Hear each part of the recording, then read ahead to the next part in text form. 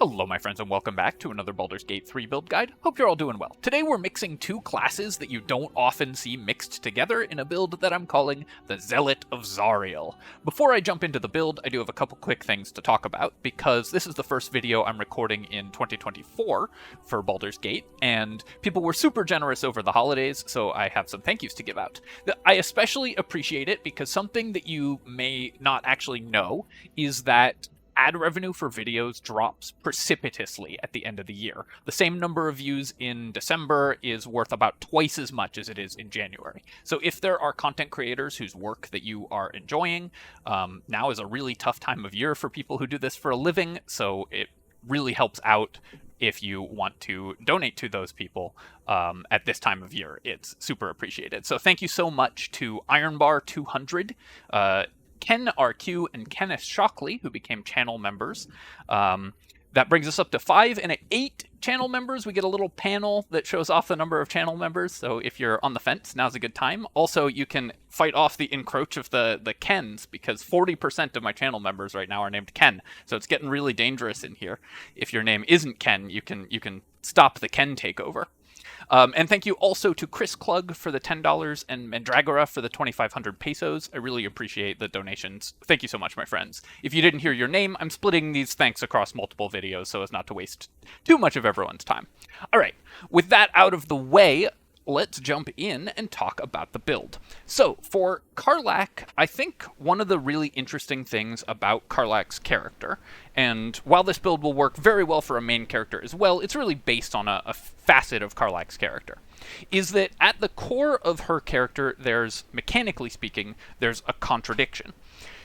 As a barbarian, Karlach needs to use rage, but as a ZARIEL tiefling, she gets smite attacks at level 3 and at level 5. These smite attacks are cast as bonus actions and count as spells. So you can't cast them while you're raging. You can't use your racial smite attacks while you're raging as a ZARIEL tiefling, and because they're a bonus action, they conflict with the bonus action that you spend raging. So you can't use a smite attack on the first round and then rage for subsequent rounds. You have to actually dedicate an entire turn to using one of these smite attacks. This contradiction is why ZARIEL tieflings are probably the worst race for barbarians in the game, and that's an interesting mechanical core for this build.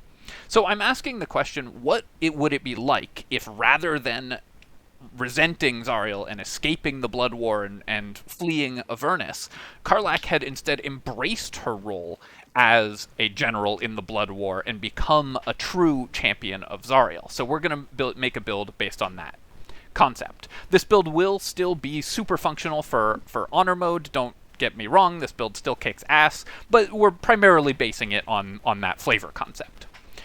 The build is going to mix Barbarian and Paladin to get that smite synergy alongside Barbarian Rage, because unlike the ZARIEL tiefling smites, Paladin smites don't count as spells. You can use them while raging just fine. And there's actually quite a lot of synergy there, because Paladins, more than any other class except rogues, love to have advantage, because critically hitting with a Paladin smite is so powerful, since that doubles all your damage dice, and Paladins roll lots of damage dice whenever they're smiting. So reckless attack from Barbarians has a lot of synergy with Paladin smites, and we can create a build based on that concept that does tons of damage while also mixing two classes that you really don't see mixed very often. If you're playing this build from level 1 to 12, then I think that the most optimal route that will give you the best sort of strength per level is to play simply as a standard Barbarian from level 1 to level 5 to get your fastest access to extra attack. So we're going to begin as a Barbarian. That gives us a few more hit points and also lets us use a much cleaner stat spread as our initial stat spread, because Paladins require 5 different stats. Barbarians only really need 3, so you can get away with a better stat spread for your Barbarian than you'd be able to take for your Paladin. Like all strength-based characters, this build will benefit extremely heavily from use of strength elixirs. If you want to drink a strength elixir every day, you can drop your strength to 8 and put those points elsewhere, or the gloves of dexterity. And in the late game, I think you will want at least the gloves of dexterity in order to smooth out the pretty high stat requirements for every paladin build. I'll talk about that a little more when we get there. For now, let's just use a very standard stat spread for barbarians and go with 16, 14, 16, 8, 12, 8. This is the optimal spread for almost all melee characters, giving you the best access to hit points as well as AC and dexterity, and keeping your important wisdom save relatively high. For our skill selection, the only important one is that we have athletics, although this build will later on get decent access to conversation skills, and if you wanted to play this as a main character, then I would recommend starting as paladin so that you can take the paladin conversation skills, put a few more points in charisma. Alright, let's go on to level 2. Barbarian level 2 gives us access to a really important feature for this build, so while we don't have any decisions to make, it's important to talk about what makes this particularly good. Reckless Attack gives you advantage on your on all your attack rolls for that round, including any opportunity attacks that you might make, but enemies also have advantage against you. Something that is... while this makes it easier to land your attacks, and you can use it in response to missing to reroll the die, something that you might not consider about this is that when you have advantage, you're rolling 2 dice and picking the higher. 2 dice is twice as many chances to roll a critical hit as rolling 1 dice, because 2 is twice as many as 1. Come here for more stunning insights like that one.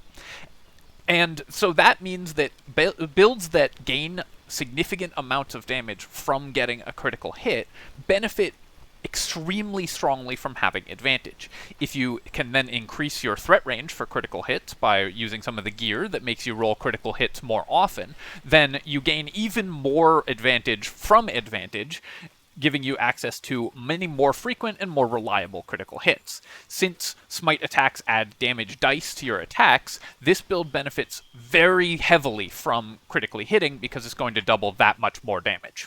You also get Danger Sense, which is actually better for this build than it is for other builds, because later on we're going to get damage resistance to spells, and so having advantage on dex saves against spells and damage resistance means that you'll often be taking only 1/4 damage from most dexterity saving throw targeting spells, like a fireball, for example, meaning that you can basically ignore damaging spells from enemy spellcasters.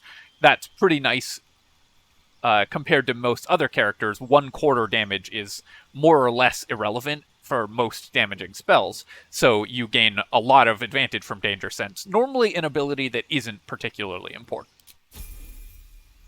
At Barbarian level 3, you get to pick your subclass, and one of the cool things about this build is it's actually very flexible in terms of Barbarian subclass. You could benefit very strongly from Wild Heart, either from Tiger Heart, allowing you to make smite attacks against multiple enemies in the same turn with the Tiger's Bloodlust AoE attack, or Bear Heart, giving you damage resistance on every incoming damage spell. Of course, Bear Heart on all incoming damage. Bear Heart is extremely powerful for staying alive.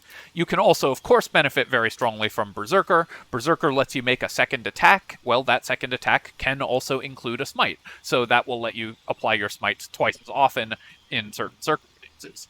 This build also actually has quite a lot of synergy with Wild Magic Barbarian, the red-headed stepchild of barbarians. And, you know, Karlach's got red hair, so it's appropriate. Wild Magic is one that you don't often see picked for barbarians, but because it has some synergy here, and it's one that we don't get to use that often, I'm going to go with Wild Magic Barbarian for this build. How Wild Magic works is when you activate Rage, a random effect happens, a random magical effect. But something that's kind of interesting about the Wild Magic Barbarian compared to the Wild Magic Sorcerer is all the effects are beneficial.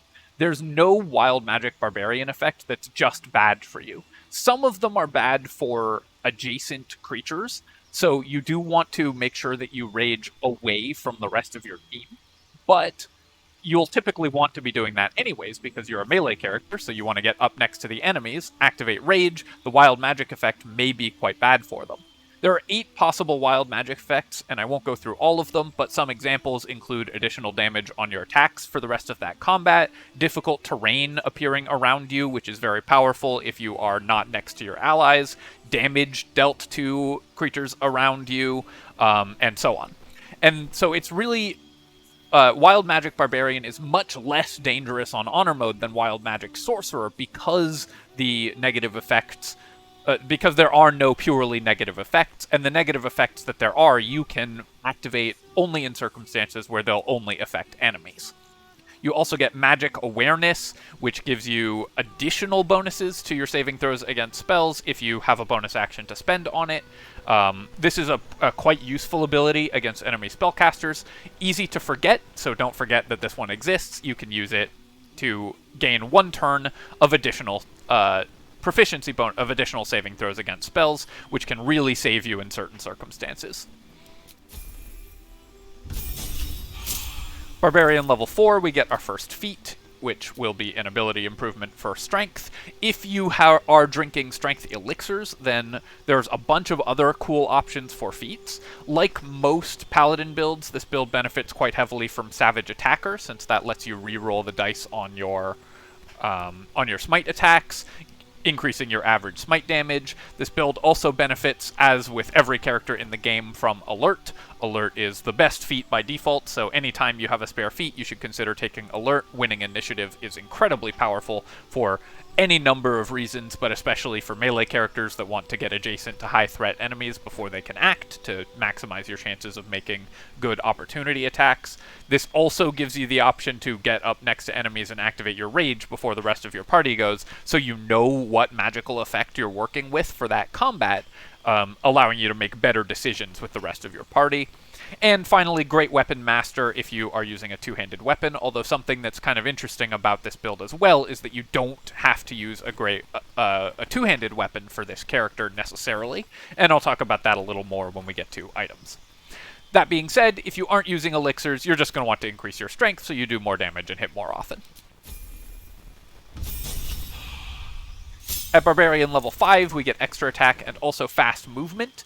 Fast movement is incredibly strong for all the reasons that it's normally incredibly strong, and extra attack is the single best class feature in the game other than maybe Action Surge, so you are obviously going to try to get this as soon as possible on most melee characters. At this point, we can now deviate from taking Barbarian levels and mix in the Paladin levels.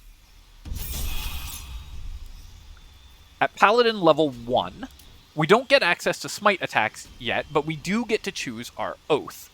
This is, again, quite flexible, and so I recommend taking this based on kind of flavor and preference, primarily. Although I will say that I would avoid the Oath of Vengeance, because the thing that it gives you mostly is easy access to advantage, and this character already gets easy access to advantage on every attack from Reckless Attack. So the Oath of Vengeance has the least synergy with this build, but any of the other 3 oaths, including the hidden Oathbreaker Paladin, can synergize extremely well with this build. For this one, I'm going to go with Oath of the Ancients, because the Healing Radiance ability is a really nice one to use during combat. You won't be able to activate it on your first turn of combat usually, because you'll be spending your bonus action raging, but it gives you a pretty solid boost for your hit points and can let you get downed enemies back to their feet. Having a bonus action heal on a melee character like this is very useful, because the characters that are most likely to go down in a bad round of combat are squishier characters, your rogues and wizards and so on. And so having Karlach able to run over and heal them just with the healing radiance is extremely useful, and makes Oath of the Ancients a pretty good pick for this build. This also gives you the Oath of the Ancients aura, which is very powerful later on. At level 2, we get access to Divine Smites. You'll only have 2 of these at this level, but even twice per day, 2d8 extra damage is very, very useful. And of course, as we level up, we'll get additional spell slots. Any gear that you can find that gives you additional spell slots, or if you're not using a Strength Elixir, an Elixir of Arcane Cultivation, can be extremely powerful because extra spell slots let you smite more often, which lets you increase your Alpha Strike damage significantly. For a fighting style, you will want Great Weapon Fighting if you're going for a two-handed weapon, or defense if not. Since this build will actually often want to switch between using a two-handed weapon and a one-handed weapon and shield, you're going to want to use, I think, defense more often, just as the best, the overall best pick.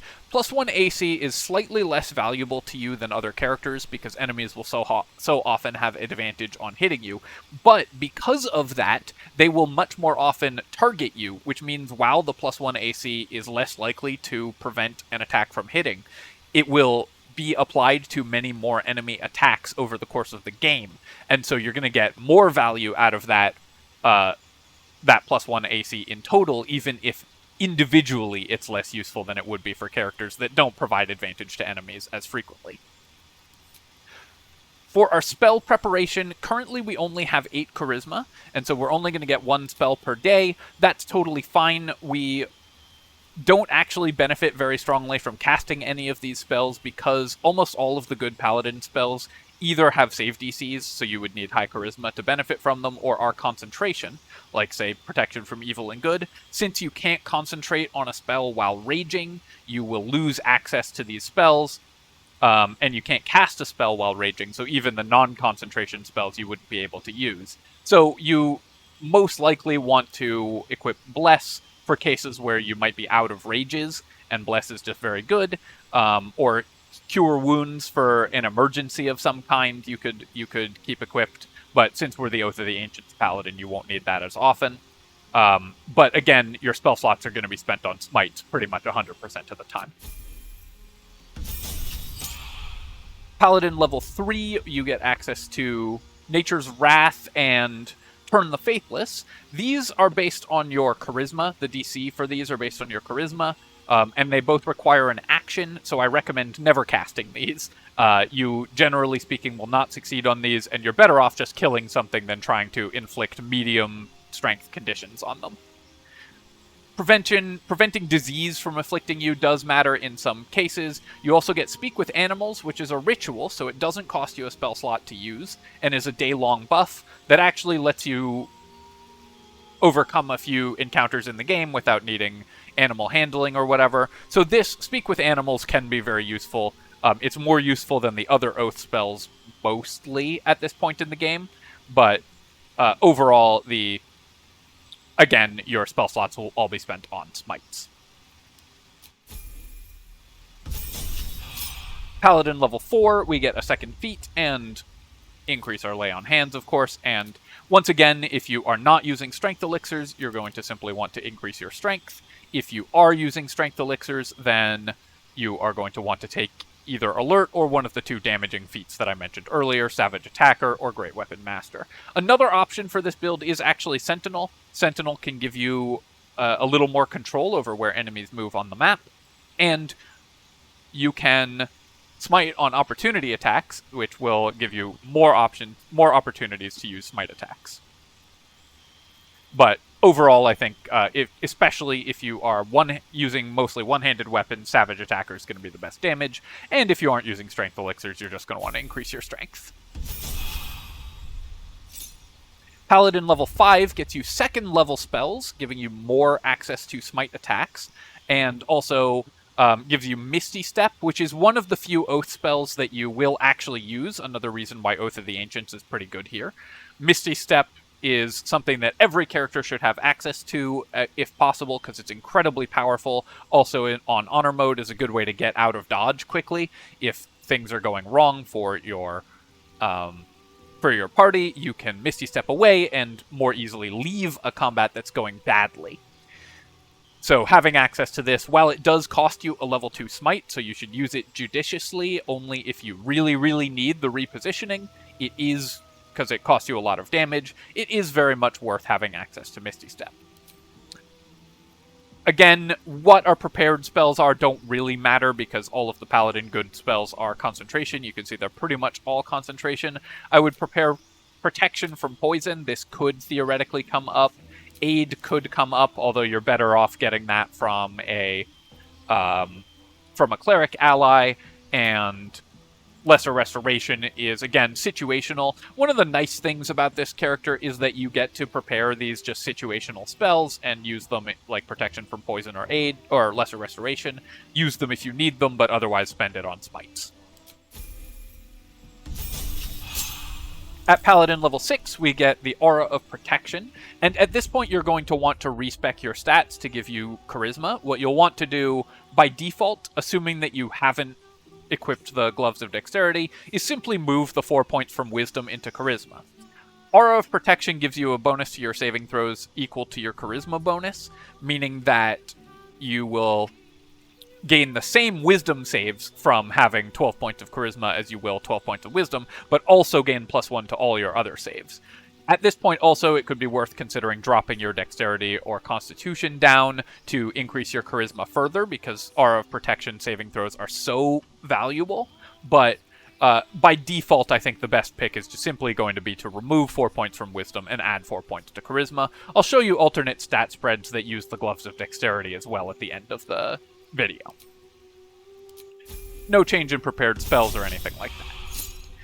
At this point, again, you have a choice. You could continue to Paladin level 7 to gain Aura of Warding, which gives you half damage from spells and is incredibly powerful. Or you could go into Wild Magic Barbarian 6, giving you Bolstering Magic Boon, which is an action basically to cast a non-concentration version of Bless on one ally. That's incredibly strong. As well as Bolstering Magic, letting you recover a level 1 and a level 2 spell slot once per deck. Basically, this adds a level 1 and a level 2 spell slot to your character, but you can use it on an ally if you want to. You also get an additional Rage charge, which is pretty useful if you do that. So this gives you more smites per day. This gives you half damage on incoming spells, or if you were to have taken Oathbreaker Paladin, it can give you Charisma to your damage, and so on. An alternate split for this character that's worth talking about, and you may want to consider respecking once you hit level 12, is to go to Barbarian level... only take Barbarian to level 3 and take Paladin to level 9 to get level 3 spell slots. I'm going to show you the Barbarian 5, Paladin 7 split in this guide, but I think the Barbarian 3, Paladin 9 build is also extremely strong because level 3 spell slots give you better smite attacks.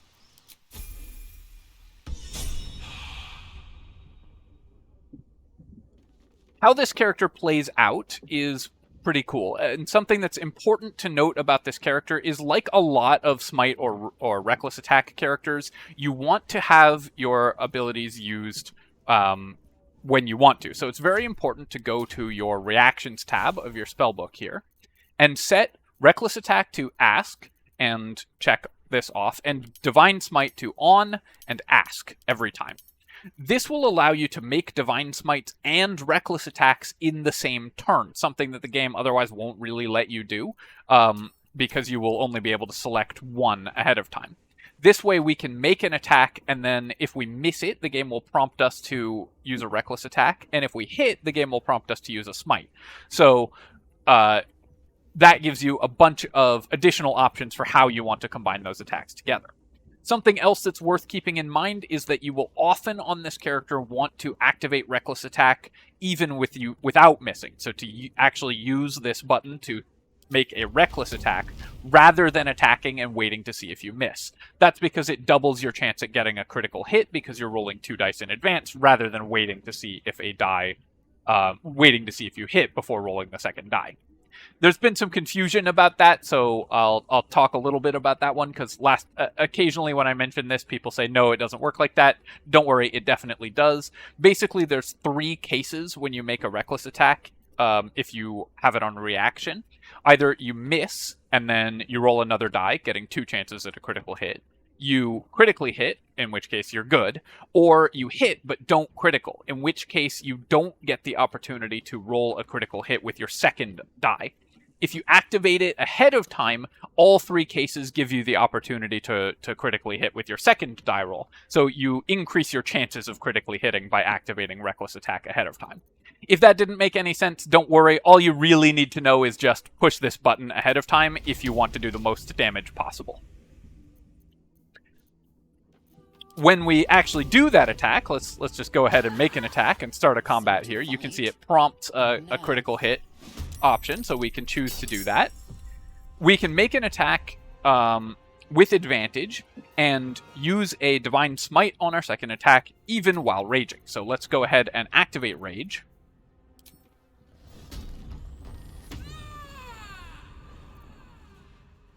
And having entered a Wild Magic Rage, we get a Wild Magic Surge, which creates a random effect. This is probably the best of them, honestly, the plus 1d6 force damage, because this build benefits so strongly from critical hits. Additional damage dice like that are really powerful, and any gear you can find that adds additional damage dice will work out very well for your character. You can then make another attack, and again, we will have advantage on our second attack because of Reckless Attack. And we can choose to use a Divine Smite based on our opponent's health.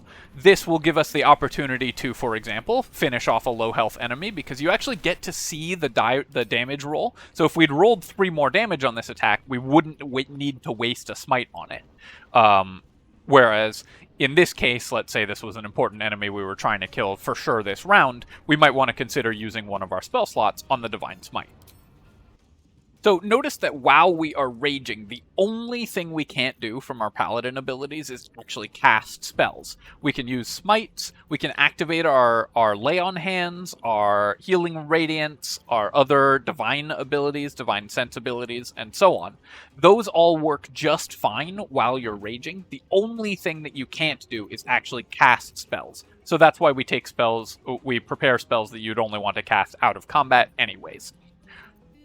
I forgot that actually killing an innocent there would break my paladin oath. Don't worry, though, this is all taking place in a closed time loop, so she'll be alive again after I have finished recording this video guide. Something that you do have to remember when using these paladin auras is you have to activate them manually the first time. They'll stay on forever after that. You don't have to reactivate them every long rest. But once you level up and gain access to Aura of Protection and Aura of Warding, you do have to actually manually activate those abilities in order to gain the benefit. Something I'm actually not sure of is why it's giving me a +1 bonus to saving throws here. We have -1 charisma, so we should not be getting any bonus from Aura of Protection. I don't know why it's actually doing that. That's an odd bug that might need some more investigation. It should be based on our charisma bonus, which we have -1 of, so why it's giving me +1, and you can see it is actually giving us the +1 to all of our saves, is something I'm not 100% sure of. What if I increase my charisma? I'm doing science in real time here. Didn't change anything if we increase our charisma. Funny.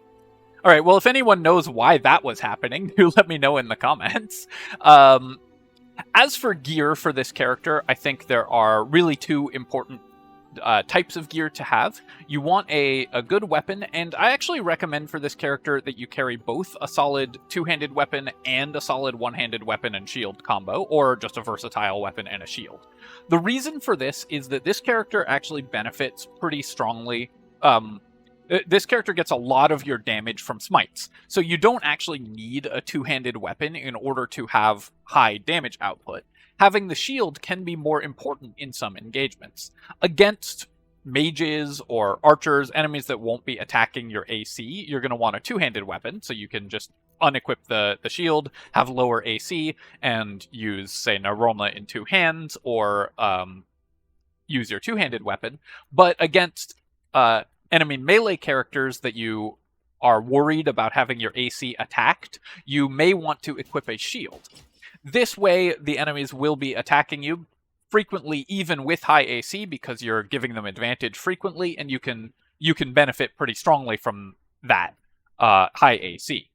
That way you can prevent enemies from hitting you because you have defense style, high AC, so even with the advantage, they're going to be missing a decent number of attacks, and that way this character can be tanky for your team by attracting enemy fire and still causing it to miss.